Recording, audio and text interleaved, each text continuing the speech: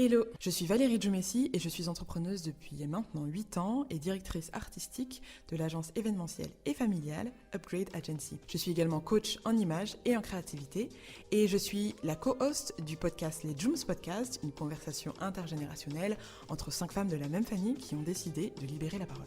Pour moi, nous avons tous et toutes un potentiel infini, il ne tient qu'à nous de faire preuve de courage pour aller à la rencontre de nos rêves. Alors bienvenue dans Amulette, mon nouveau podcast qui est également la réalisation d'un rêve, une bulle de 10 minutes qui sortira chaque semaine et dont les maîtres mots sont la vulnérabilité, la liberté et l'authenticité. Alors soyez libres, soyez courageux et pas parfaits et installez-vous confortablement. Bienvenue dans Amulette Podcast.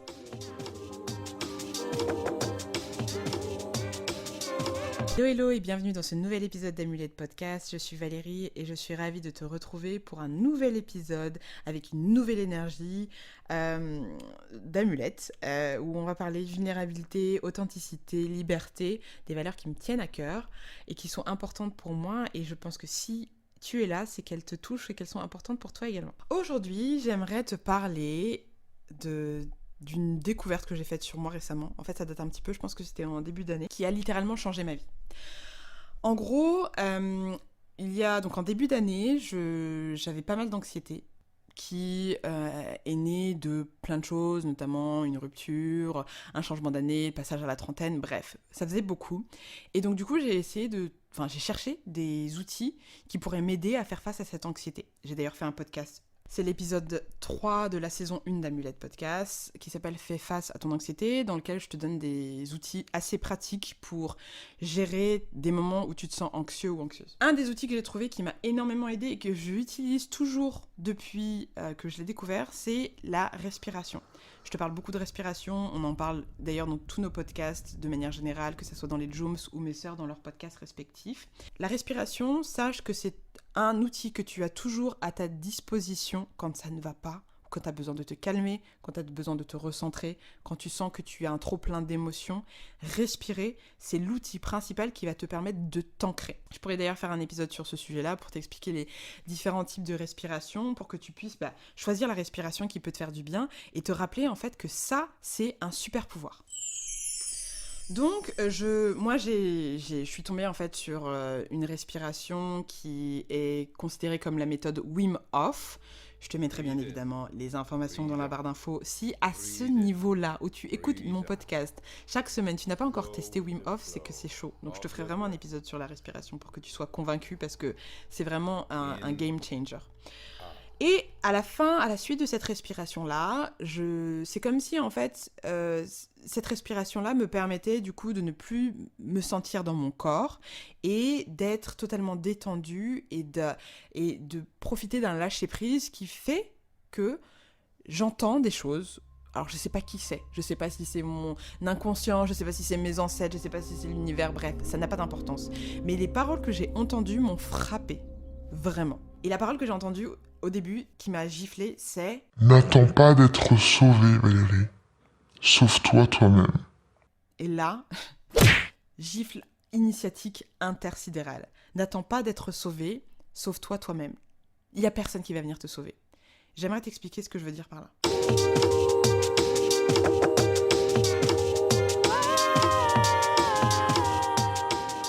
J'ai réalisé, et ça m'a énormément touchée, et ça m'a vraiment, j'étais émue, j'étais en pleurs quand j'ai compris ça, que j'attendais vraiment d'être sauvée par l'extérieur. Parce qu'à un moment donné, je ne me sentais pas capable de me sauver moi-même. Alors quand je dis sauver, c'est pas, on n'est pas dans des situations de, je suis pas confrontée à la mort là tout de suite, c'est juste par rapport à des situations où on a l'impression d'être bloqué en fait, et on a l'impression de ne pas avoir les clés pour avancer. On dit et si seulement l'extérieur, le monde, le Dieu, l'État pouvaient m'aider, aidez-moi. Et un peu une position de passivité comme ça dans laquelle j'ai été souvent, je pense pas que ça soit quelque chose de négatif à proprement parler, mais pour quelqu'un comme moi qui a envie d'être libre et d'être actrice de ma vie, c'était quand même paradoxal d'être dans cet état d'esprit-là finalement et d'attendre d'être sauvée. Donc j'ai réalisé que il fallait que j'arrête d'attendre soit de ma famille de me sauver, soit d'un homme de me sauver, soit de mes parents, plus particulièrement de mon père, de me sauver, soit de l'État de me sauver. Enfin voilà, de manière générale, de ne pas attendre que la solution du déblocage vienne de l'extérieur, mais qu'elle était en moi, parce que j'avais tous les éléments en moi.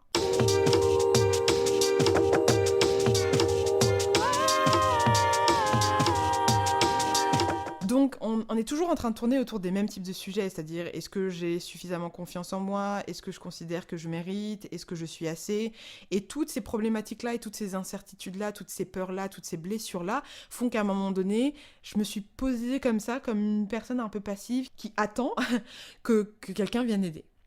Et clairement, dans ma relation précédente, c'était ça, j'avais remis l'entièreté, l'intégralité de mon être et de mon âme à une personne. Et c'est la plus grosse erreur que j'ai pu faire, je pense, dans ma vie. Indépendamment même de cette personne, juste l'action de remettre les clés de sa vie à quelqu'un est une erreur fondamentale, je pense. Je pense que, voilà, de à peu près 0 à 25 ans, on est, on va dire, on est dépendant de nos parents.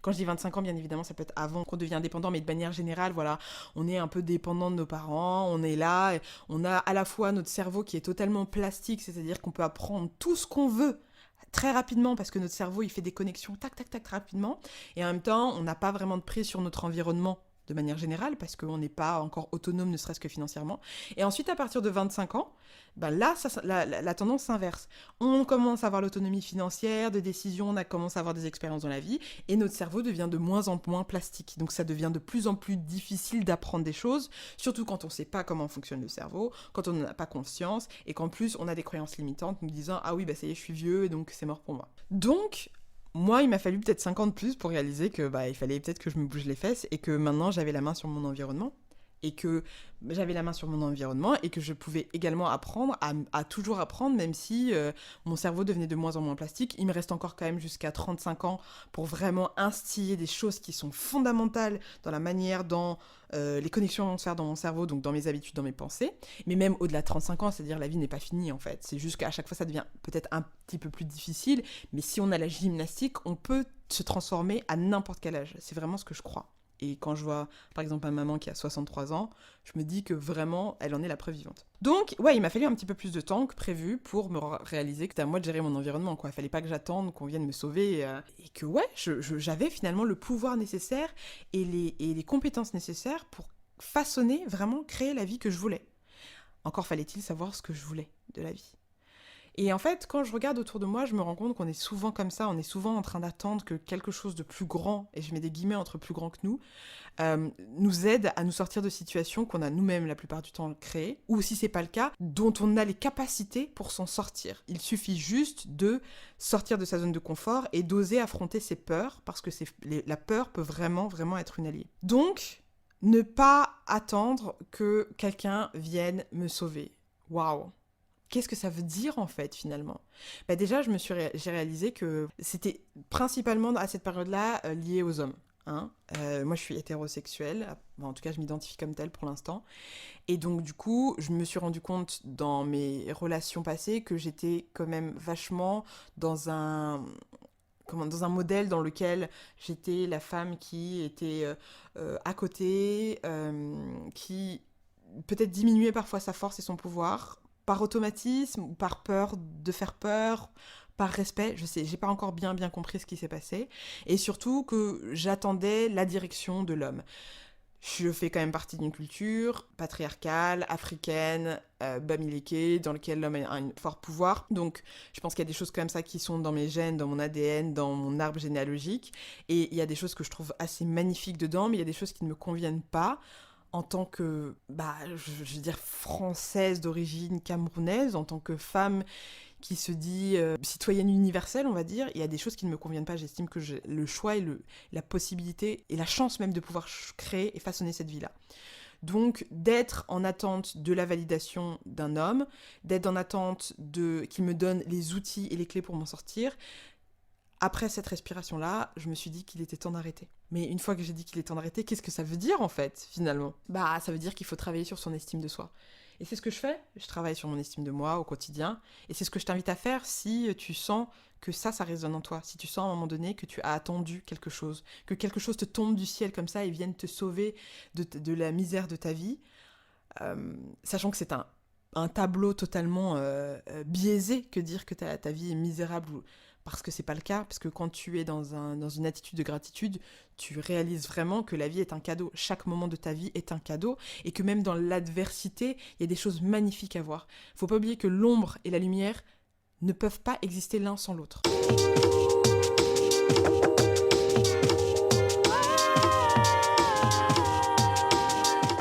Voilà, le message que je voulais te donner, c'était vraiment aujourd'hui, n'attends pas que quelqu'un vienne te sauver.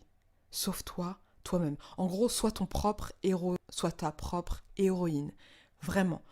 C'est fondamental parce que sinon, ta vie va juste glisser entre les doigts et tu vas te retrouver à 70 ans, 80 en disant « Oui, si j'avais su, j'aurais... Moi, à ton époque, je voulais... » En fait, ce serait trop dommage d'avoir ce type de regret-là quand tu as la possibilité de poser des actions qui vont te faire kiffer ta vie, en fait. Vraiment. N'attends pas d'être sauvé. N'attends pas que quelqu'un vienne te donner les clés de ta vie. Sache que tu as tous les éléments en toi pour accomplir les choses que tu souhaites accomplir. Ne serait-ce que les ressources pour apprendre, ne serait-ce que ta résilience, ne serait-ce que les expériences dans le passé, tu as tout en toi. N'oublie pas que ta vie est un miracle. C'est un miracle. C'est-à-dire que la probabilité que l'ovule de ta génitrice ou ta maman et le spermatozoïde de ton père ou de ton géniteur se rencontrent est infime. Donc, tu es un miracle. Alors oui, ça paraît très genre, ces trucs de développement personnel. Ouais, mais les gars, arrêtons juste de hate sur le développement personnel. Si vous estimez que ça ne fonctionne pas, c'est peut-être parce que vous n'appliquez pas les choses, déjà.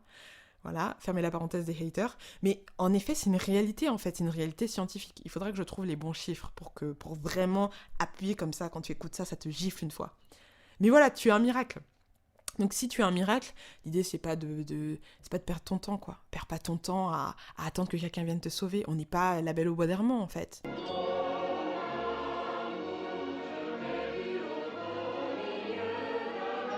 On est là, on est en place, on a les éléments nécessaires pour construire la vie qu'on veut. Alors allons-y, n'attendons pas que quelqu'un d'autre décide qu'à un moment donné, notre sort est important et accepte de se pencher quelques instants pour nous sauver. Non. C'est à toi de créer ta propre réalité. Et c'est à toi dans l'action de créer la vie que tu veux. Et c'est possible. C'est vraiment, vraiment possible. Je dis pas que c'est facile, hein. Par contre, je dis que c'est possible. Et finalement, toutes les personnes que tu admires autour de toi, toutes les choses que tu admires, elles ont été créées par des gens qui sont pas différents de toi.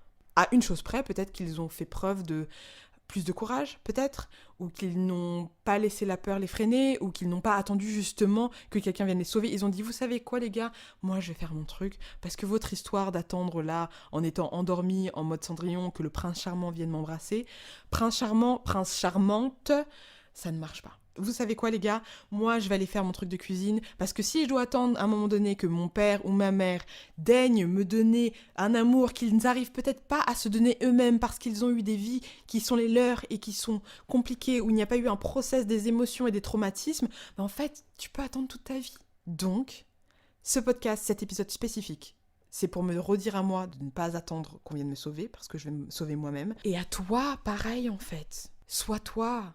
Sois ta propre héroïne, sois ton propre héros. Et demain, tu vas inspirer des personnes qui, comme toi, regardent d'autres avec des grands yeux comme ça en disant « Mais comment il fait ?» Mais comment il fait ? Il n'attend pas d'être sauvé. Voilà. C'était le preach du dimanche. Oui, voilà, c'est comme ça. Amulette, on a dit qu'on allait être un peu plus spontané et moins se prendre la tête, mais passer des messages qui nous tenaient à cœur et passer surtout des choses qui étaient intimes. Donc, pose-toi la question dans ta vie, dans quels aspects de ta vie tu as l'impression d'attendre que quelqu'un d'autre te donne les clés. Sachant que j'en suis sûre que si tu regardes à l'intérieur de toi, tu vas souvent trouver rapidement les solutions, c'est juste que ça fait peur. Et c'est ok d'avoir peur. C'est vraiment, vraiment, vraiment ok. Maintenant, comment est-ce que tu fais pour faire face à cette peur-là ? Eh bien, tu poses une action.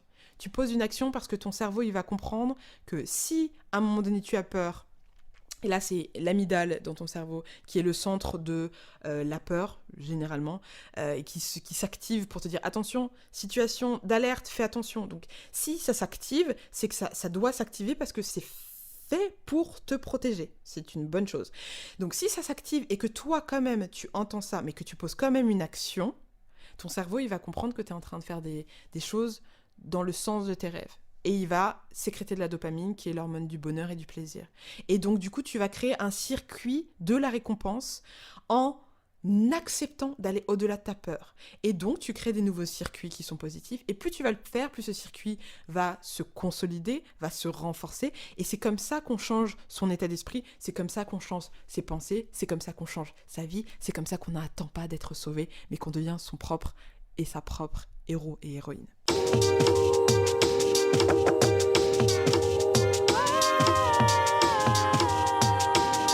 C'est ça le message que je voulais te faire passer aujourd'hui. Et j'espère qu'il te touchera et j'espère que ça va résonner en toi et que tu vas, ne serait-ce que sur un aspect de ta vie, changer d'attitude. Parce qu'on a besoin de héros et de héroïnes. C'est bien les Marvel, hein, c'est super. Mais je pense que c'est aussi un moyen de nous rappeler qu'on peut avoir nos propres super-pouvoirs et que contrairement à ce qu'on croit, on les a peut-être déjà en nous, mais qu'ils sommeillent. Alors, il est temps de les activer. Et moi, je vais t'aider à chaque épisode de Amulette à les activer parce que je pense que c'est ça aussi le partage et parce que quelqu'un l'a fait avec moi aussi. Donc active tes pouvoirs, n'attends pas d'être sauvé.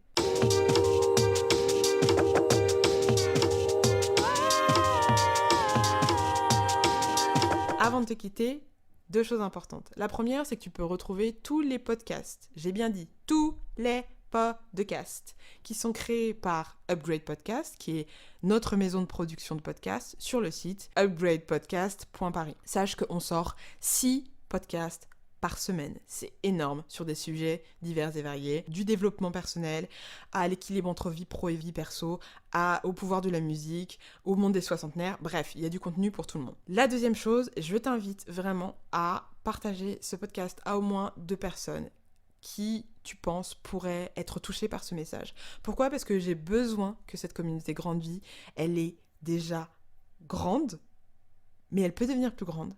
Et donc, j'ai besoin que tu partages en fait, tout simplement. Que tu partages parce que je suis certaine que ça va toucher d'autres personnes. Et la troisième chose, je sais que j'ai dit 2, mais bon, on s'en fout, c'est que je suis coach en créativité et en style et en image. Et sache que ça, ce travail sur la créativité et le style et l'image, c'est juste du développement personnel aussi. Parce qu'on ne peut pas parler de créativité si on ne parle pas de vulnérabilité, si on ne parle pas d'estime de soi. On ne peut pas changer son style si on n'est pas assis, si on ne se sent pas bien dans son corps. Donc, il y a tout un travail qui est fait dans ce sens-là. Et ce mois-ci, pour célébrer l'été, la vie, la musique, le solstice d'été, mes sœurs et moi, on offre 20 minutes, les 20 premières minutes de coaching par téléphone ou par Zoom, gratuit. Voilà, c'est assez simple, tu choisis une problématique qui te tient à cœur, ça peut être, je sais pas moi, comment lutter contre le syndrome de l'imposteur, comment équilibrer sa vie pro ou sa vie perso, comment avoir une conversation cruciale avec mon copain, ma copine. Bref, il y a tout plein de sujets qui peuvent t'intéresser. Tu les trouves sur le site, tu t'inscris, tu choisis ton coach et tu bénéficies donc de ces 20 minutes gratuites. Je crois que c'est tout pour aujourd'hui. Je te remercie immensément pour ton attention. Je te souhaite beaucoup de lumière et de paix intérieure. N'oublie pas de prendre soin de ta santé mentale. Je t'embrasse très fort. C'était Valérie pour Amulette Podcast.